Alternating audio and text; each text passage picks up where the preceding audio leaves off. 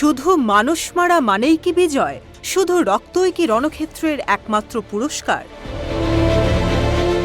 গাজায় চলমান যুদ্ধের সমীকরণে ৩৬,০০০-এর বেশি ফিলিস্তিনিদের হত্যা করেছে ইসরায়েল, চালিয়েছে নজিরবিহীন ধ্বংসযজ্ঞ।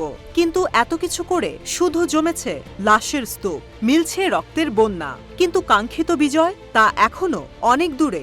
জয় তো দূরের কথা, এক লজ্জাজনক কৌশলগত পরাজয়ের মুখে তেল আবিব।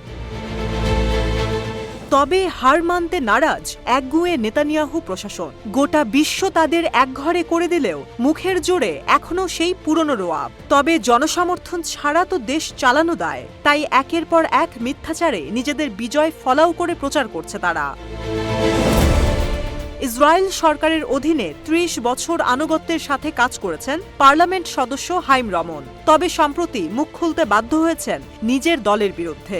বলেছেন, সময় এসেছে তিক্ত সত্য প্রকাশ করবার, আর সে সত্যটি হল কৌশলগত পরাজয়ের মুখে ইসরায়েল। আর এ লজ্জাজনক হারের জন্য একে অপরকে দোষারোপ করা ছাড়া আর কিছু করার নেই তাদের মন্ত্রিসভার। রমন আরও দাবি করেন, গাজায় নির্বিচারে ধ্বংসযজ্ঞ চালিয়েও কাঙ্ক্ষিত লক্ষ্য অর্জন করতে পারেনি ইসরায়েল। নিদারুণ ক্ষয়ক্ষতির মুখে ফিলিস্তিনিরা, অথচ ভারী লোকসান হয়েছে শুধু তেল আবিবের। কারণ যে উদ্দেশ্যে যুদ্ধ শুরু করেছিল নেতানিয়াহু, সে উদ্দেশ্য একাংশ বাস্তবে রূপ পায়নি।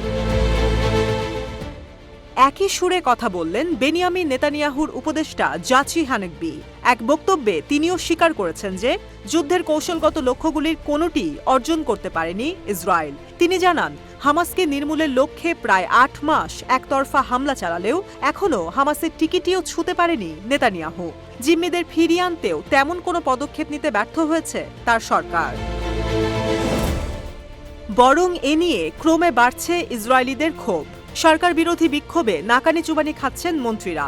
অপরদিকে গাজায় বেসামরিকদের নিরাপত্তাও নিশ্চিত করতে পারেনি নেতানিয়াহু। এই দখলদারি আচরণে বন্ধু হারিয়েছে তেল আবিব এবং কপালে জুটেছে পশ্চিমা মিত্রদের অনীহা। খুব শিগগিরই কিভাবে সমাধান করা যায় এই সমস্যার, এ নিয়েও নেই কোনো উল্লেখযোগ্য পরিকল্পনা। হানেকবি আরও বলেন, নজিরবিহীন হামলার পরেও এখনো মাথা উঁচু করে দাঁড়িয়ে আছে হামাস।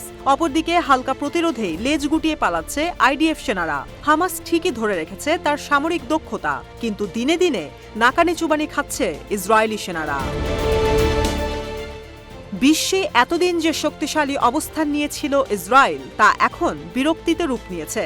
এতদিন যারা ছিল বন্ধু, আজ তারাই করছেন সমালোচনা। যে পশ্চিমাদের অস্ত্র ও অর্থের বলে এত বড় আগ্রাসন পরিচালনা করছেন নেতানিয়াহু, তারাই হাত গুটিয়ে নেবার প্রস্তুতি শুরু করেছে।